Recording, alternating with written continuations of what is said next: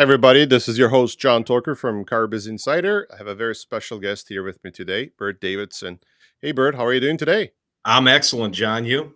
I'm good. Thank you being on the show today.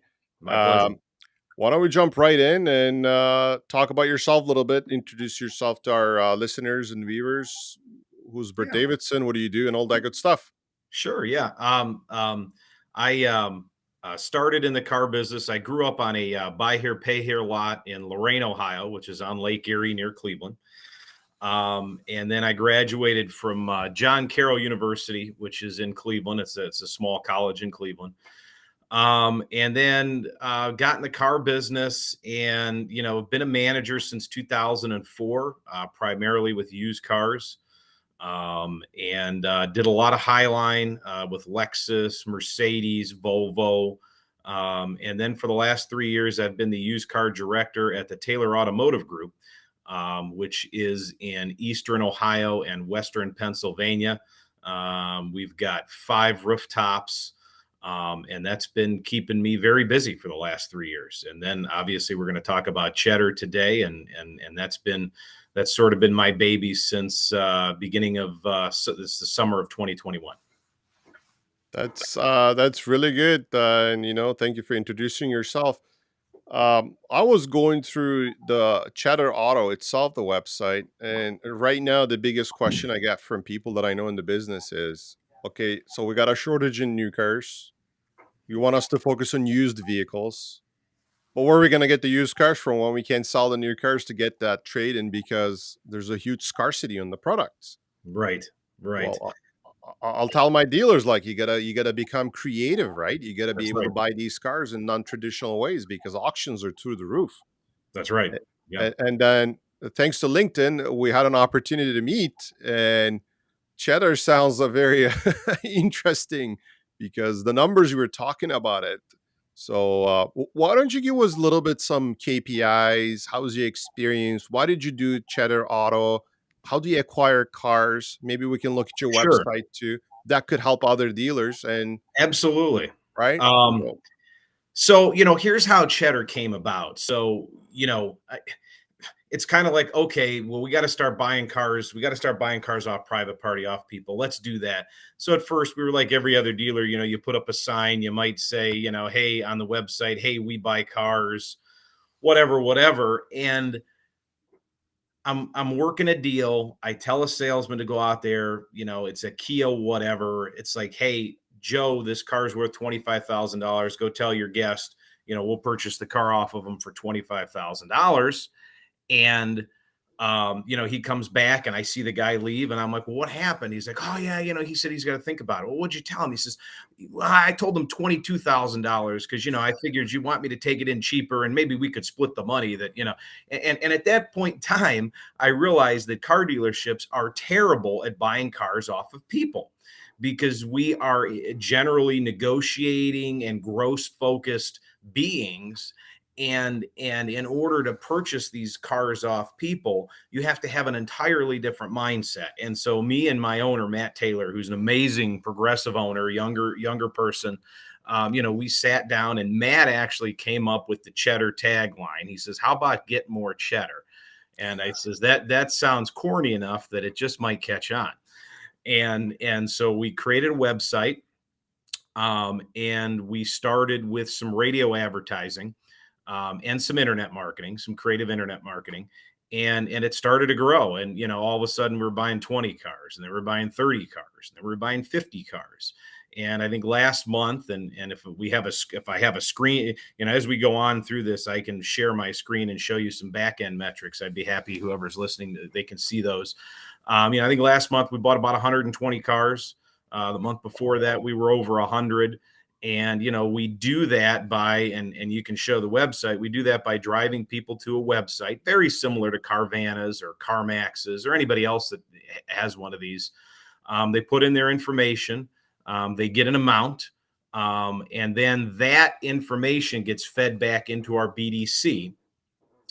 And our BDC gives them a call, gives them a range. So, John, your car, it says your car's worth $25,000. It could possibly be worth up to 26.5. But the next thing we have to do is we have to set an appointment.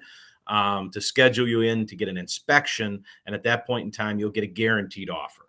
And then we go ahead and we set appointments. We're setting about 15% of the leads that come in, we're setting appointments on. It's been as high as 18, it's been as low as 13, but 15 is kind of the number. And then we set the appointment, and it's the same thing like any other internet lead. About 60% show, and then we buy about half of the cars. About anybody that shows up, we buy about half the cars. So we're having success, and the metrics look good. And it's a good business. Now it does require some commitment on the dealer part, and this is, I think, the part where the dealers sometimes make mistakes too. Is, we're big in this business of dipping our toe into the water, and I think if you study the real winners in this business, whether it's the guys on a huge level like CarMax or Carvana, or if it's individual dealers like Paragon, because Paragon's in my 20 group, and Brian Benstock's a genius. They don't dip their toes in the water; they go all in and they commit. And I think with this, we went all in, and we're spending $20,000 to $30,000 a month in advertising, which some dealers might be like, oh geez, that seems like a lot of money, but is it? Is it to buy 120 cars at way better margins than you could ever imagine, buying them at the auction for? So, I mean, the old adage, you got to spend money to make money, is very true when it comes to private party acquisition. I mean, you have to get your voice heard. It's a little bit of a crowded space, and you got to get your voice out there. Well, you just right in the eye there, man. Telling like you can't just dip your toes and give it a try and test the waters. Like when you're coming out with something brand new like this, you either in or out. There's no in between. And you're talking about $20,000. It sounds like a lot of money, but 120 units. You made the calculation. That's what, $600 per car. Like Well, that's if we're wholesaling the cars, we're right around lifetime. We're right around $1,000, but on retail, you're looking, I think, about $3,700, per retail car from there. So, it pays for itself on 10 retail units, doubles it pretty much. and Bert, like right now, I mean, how's your situation with new car inventory? How many new cars do you have on the lot right now? Yeah, I mean, Kia, we've got one, two, three. We got 3 Kia stores. The Kia inventory, single digits, probably double digits at our big store. Our Chevy Toyota store, same thing. Toyotas are really tough right now. So and it's, we know the old story. The factories are telling us, hang in there, but it's we've been hearing it every month now for a year. So yeah, Oh, and new car inventory is tight. So used cars, it's all about used cars, and the right used cars, because as the market's been declining, Black Book says we're about 0.8% per week right now. And anybody that's a V-Auto user has seen the market day supply climb very high on some cars. It's the right used cars. It's not May of 2021 anymore, where whatever's out there is going to sell. You got to have the right units now. yeah, you're absolutely right. I keep seeing that reports on LinkedIn. People are sharing, and like they're saying, there's a bit slowdown, and everybody's cutting back prices because everybody's in panic mode. So buying those cars from the auction, obviously, you pay a lot of money for it, auction fees and everything. When you have your own thing like this, like Cheddar Auto, you don't pay auction fees, and you get to drive the car probably, right? When they come to your location. Before jump into your website and go over your website a little bit, because it looks really nice, plain and simple, like fast, simple, and easy, like Brian Kramer says. It looks Right. pretty cool. We were having a conversation, and you said something very interesting, because I asked you the question that a lot of dealers tried this in the past to acquire cars. One of the problem is, last they're trying to steal cars to make money, but I think the other problem, and I give you an example, we had this specific company dedicated to purchase cars in Greater Toronto area in Canada. And it didn't take them too long to go out of business. And what they did was they were actually doing the mobile stuff. So you submit a lead, they show up to your house and try to cut you a check on the parking lot, on your in your driveway. Didn't work well for them. when I was talking to you, you said something very important about inspection stations. Could you talk about that a little bit more? Are you allowed to talk about it, or that's Sure. is Yeah. it No, a secret? absolutely. We've got right now we've got three inspection stations spread out over about 120-mile radius, and we'll add a fourth since we just purchased another store. And it's preferential to drive the guest to an inspection station because the metrics show that I am going to buy half 50% of the cars that show up to the inspection station. We do have a mobile option through a mobile inspection company. And our success rate's only about 30%, 28-30% through them. And so it is definitely, and we communicate this to our BDC who's making the calls. It's definitely preferential to schedule somebody to come in. And then it really is about the human touch and about sales. And I've always been a big believer. I had a really good teacher 12 years ago in my career, a fellow by the name of Bernie Moreno, who built a huge conglomerate here in the Ohio area. And he was always a big fan of treating of assuming that every guest is smarter than you are and sharing real data with guests. And so, we bring them into the inspection station and we sit them down. And I've showed guests over the last 2 weeks the black book where it says that cars are depreciating at 0.9% per week. And if you show people facts and then do a little math, because a lot of the scenarios are the same. It's the same with a car deal. You show somebody, we'll pay you 25, and the person's like, well, no, we want $26,000, and you're $1,000 away, and you show them the data, like when you walk out of here, and 1% per week's $250. You share the data with the consumer, with the guest, and you make them feel like a peer, you make them feel like an equal, and you're 100% transparent with them. And it goes a long way. And we've had a lot of success doing that. I have a team that's very progressive, and we stay away from the old car dog sayings, like, oh, is Kelly Blue Book going to write you a check at that number, and all that crap that never worked, that creates conflict, non-confrontational. As a guy 1,000 times smarter than me, Brian Benstock, will say frictionless. The future is frictionless. Don't create confrontation. Don't create friction. Have data on hand that you can share with the consumer, just like a doctor would share with you when they're going over test results.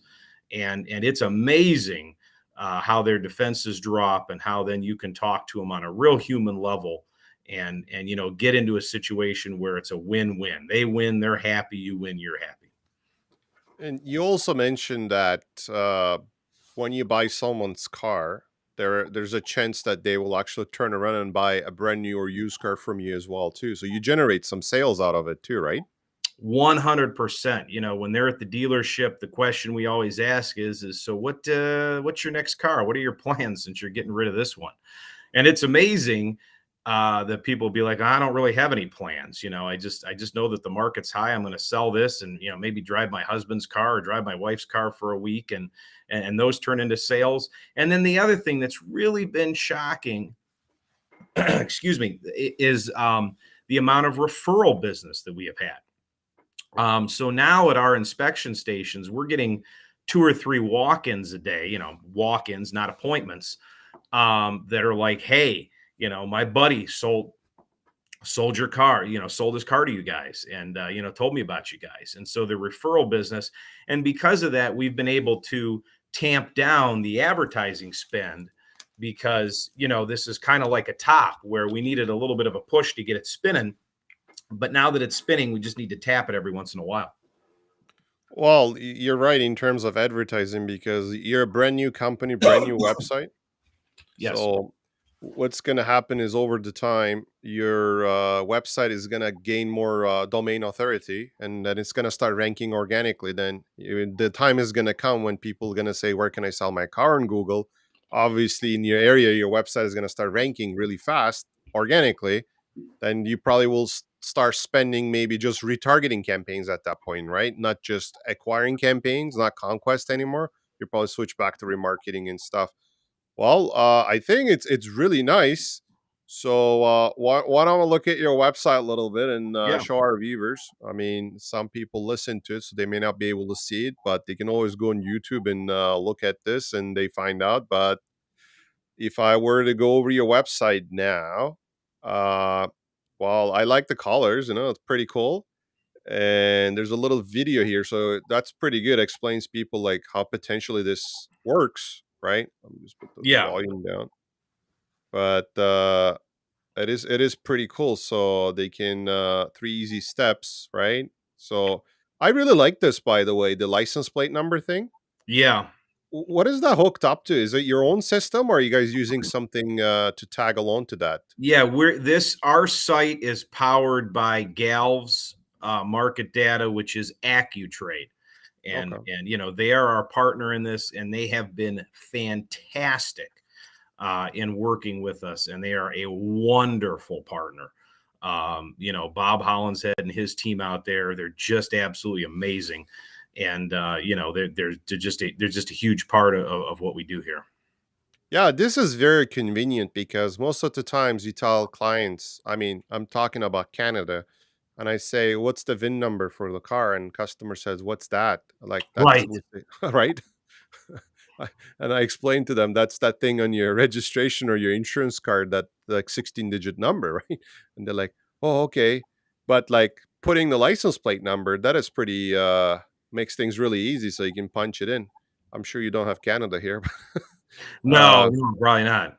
Oh yeah, of course. But this is really good. Or somebody has the VIN, they can Yes. pull the VIN number, or they can do make, model, year. So question is this. w- So I don't want to go too deep into your processes, but just out of curiosity, somebody punches the license plate number, you get a lead, the VIN number of that car at that point, I assume.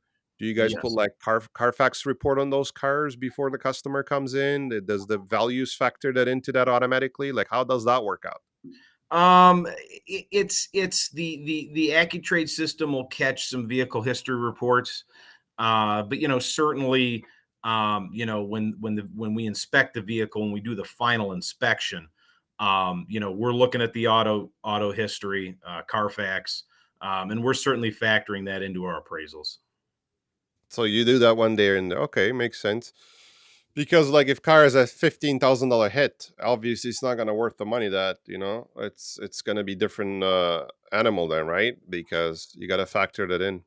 Yeah, it is, and that's where the human comes into contact. I always tell people we're real people with real checks, and if I get a car in here and somebody comes in and the Carfax is really bad on it because they didn't have the VIN number, they didn't provide us with the VIN number, or if we go out and do a mobile inspection and same thing, they didn't provide us with the VIN number and it comes up really bad. We make sure that we go out and explain it to the guest, in plain English, and let them know why there's a change in value. And I think that's important. You can't just shoot out a computer printout that says, your car's worth $15,000 when he thought it was worth 25, and give them a one line explanation. That's how you irritate people, because I've been pretty obsessive about the Google reviews from our business, and I think we have like a 4.7 rating, and that's super important to us. So we really we really make sure that everybody leaves us, that has an interaction with us, everybody leaves us feeling good. That's amazing. And the other things that, car dealers, we have sometimes the reputation, right? That we don't always, sometimes the consumer always thinks that we're the bad guys sometimes. But you say get paid on the spot. You literally cut the check on the spot as long as, there's no lien or anything on the vehicle, right? Yeah, yeah. Our main inspection station has a check book there, and if they come in there and they have a title free and clear, we'll write them a check. That's really good because sometimes, consumers have that idea, right? But Yeah. that's really good. Well, this looks that looks really nice here.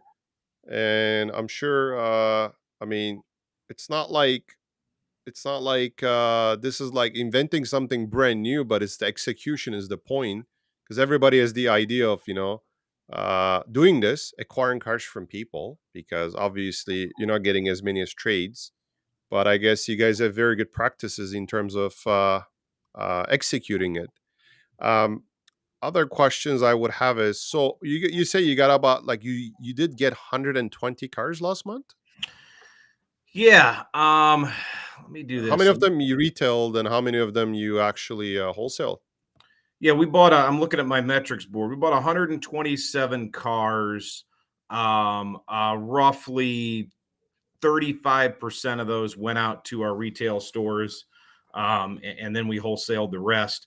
It was a pretty high wholesale month because here in the States, especially in the area we're in right now, we have a lot of GM retirees that get the GM discount, and so they had equity in some of their GM leases. So we bought an unusual amount of GM vehicles, getting people out of their equity.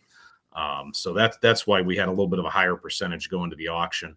I think when the market turns a little bit and normalizes a little bit more, and I've seen it, that'll swing. We'll be sending 70% to the stores and taking 30% to the auction.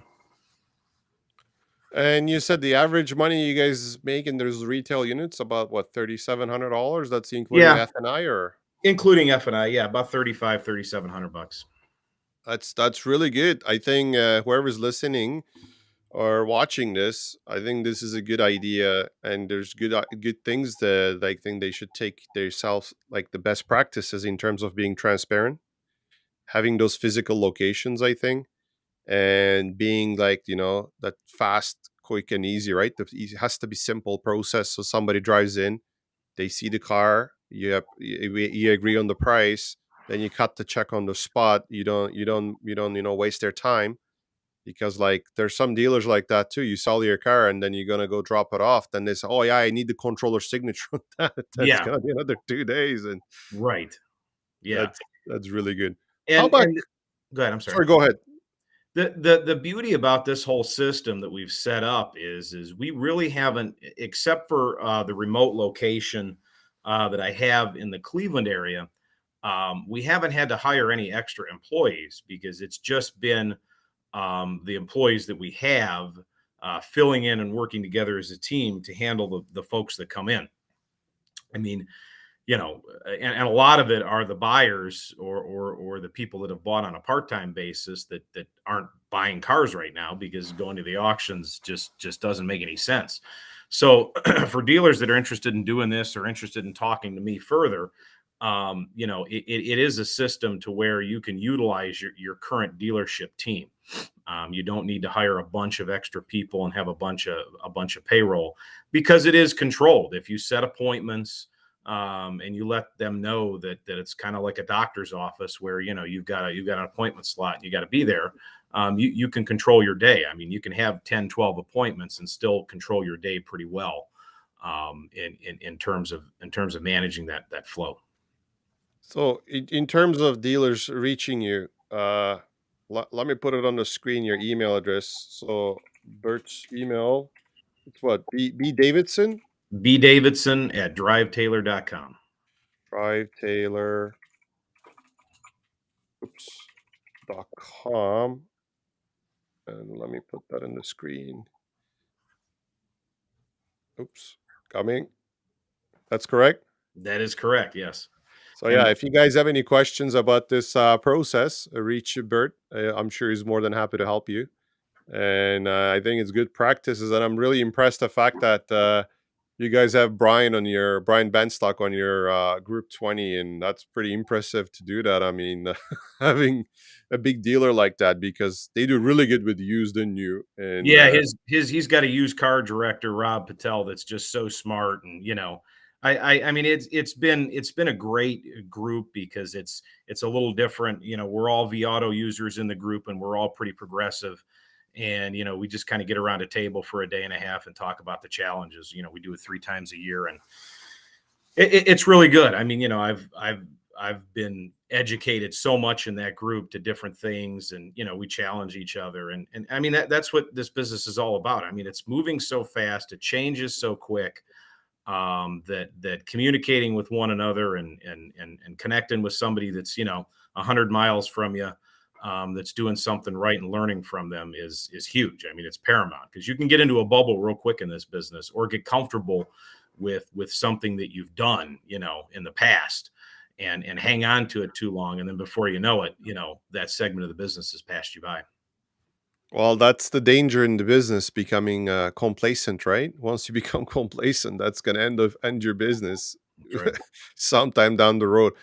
Your performance group, is it open to Canadian dealers, or it's just US dealers? I don't think so. It's through NCM, and I don't know if you guys have. Do you guys have NCM Yeah, we in do. Canada? Okay, yeah, Yeah, then they it's do through performance NCM. group meetings. Yeah, But I think in CM in the US, they do like just used car only meetings too, I think, because the ones we have is the everybody all together, fixed variable, whole 9 years together, right? yeah. This is just a used car meeting. Yeah, so Yeah, I mean, it's good to have Canadian dealers to look into that, because there's really good practices that they can utilize it. I mean, obviously, the market and the way to do business is slightly different. We have yeah, different regulations, different provinces in Canada, right? You can't just go there and take a process from an American dealer and say, "Oh, that's the way to do it. Let's do it." Here you go. no, Like, you're gonna fail miserably, or vice versa, right? We do things slightly different, and the volume is a lot bigger in the US due to the population, and we have a lot more dealers per population, so that makes it a little bit difficult here things. But I think it's always good to learn more and improve yourself more continuously. That's why on my podcast I like to try to bring very diverse people from car business. So I don't only just say, okay, I'm only going to have used car guys on my stuff, because I like to have other people too. Like yeah, last week, we had a president of Hyundai Canada, and yeah, I don't know if you had a chance to listen to him. I was blown away. The stuff he said, it's unbelievable, right? And next week we have another gentleman from your state. It's a Taylor, but it's a different kind of Taylor. I didn't know there's multiple Taylor dealerships in yeah, your state. So uh, and that's another gentleman too, is a really good sales process. So I just like to diversify, my guests, and it's always good to have, especially people like you, because the most question I got right now is, how can we get these used cars, yeah, right? And I tell them, buy it from people. How are we gonna do it? Well, go on Facebook, whatever XYZ place, advertise it and get it. But you're right. If you're not through your process, and that person comes in and you start lowballing trades and decided to steal stuff, not going to happen. no, Or if you only say, okay, I'm going to spend $2,000 a month on advertising, that's not going to happen either. You got to be able. There's a lot of noise in advertising space, and you have to be very persistent with your processes in place, because otherwise you're going to fail miserably. that's right. What other stuff you guys do it differently in the used car business overall? It's for the states, state to state, it's a little different, in terms of how the titles are handled and things like that. It's in the United States, there's 50 states, so it's and we're in PA and we're in Ohio, and some states are real easy. Ohio is real easy, and PA is a little bit tougher. New York's really tough. In terms of the regulations, I would assume that you guys are regulated a little bit tougher up north. And it's something that dealers in the states, and like you guys in Canada, you just learn to work around and live by. And I mean, we're such adaptable creatures in this business that you know regulations have been changing. I've been in the business since I was a kid. I mean, regulations have been changing, and I remember stories of my dad telling me that because he was selling cars when they first put Monroney labels on cars, and all the dealers were mad at the factories because they thought that was going to end their business as they know it, the Monroney label. And because before the Monroney label you could ask whatever you wanted for a car. And so everything comes around, and people complain that it's going to end the business as we know it, but at the end of the day, as we're finding out even more so now in the digital age, it's a people business. And if you make a connection with a person and show them that you've listened to their problem and have solved their problem, they're going to do business with you. And that's what it's all about. And we'll be around till the end of time, because Human beings need that. Yeah, we need that transportation, right? We got to Yeah, transport ourselves for one another. Well, Bert, it's an absolute pleasure to host you in the show. I hope we can do this sometime down the road again because what I'm planning to do now with the show is once I have more episodes, I like to bring those people back all together again and like have kind of like a roundtable thing in the future. So that'd be hopefully we great. can have you there too in the future. And really appreciate your time. Anything else that you want to add before we wrap this up? You okay? People contacting you have no problem with that. You're pretty Absolutely. Yeah, friendly please. guy, right? Yeah, please do so. And John, it was my pleasure to come on, and thank you so much for having me on. I really enjoyed it. No problem, Bert. All the best. Have a great day. Hope you saw lots Thank of you. cars and take care.